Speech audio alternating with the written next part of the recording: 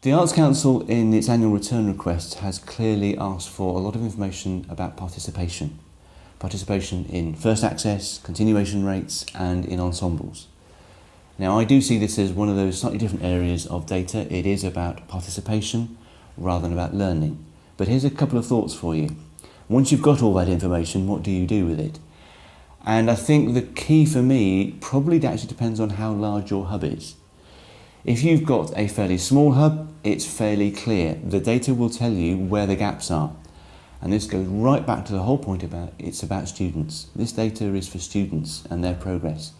And if you can see gaps that students aren't actually participating in wind bands or jazz groups or samba bands, then that's the data will give you the information you need to go back to your schools, your hub partners and say, there's a gap here for the students. What can we do about it?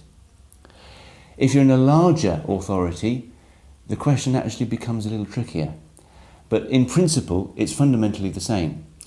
What we're trying to do in Hampshire, where we have over 500 schools, is to say, can we collect this data on an area basis? Can we group it so that we can equally say, so if you're in the northeast of the county, are you getting as much access to vocal work as if you are when you're down in the New Forest? So the principle still applies. It's about student access to opportunities to make progress. The data can give us those questions, and the real way forward, I think, is to say, what can we set up to counteract those areas that aren't so strong at the moment?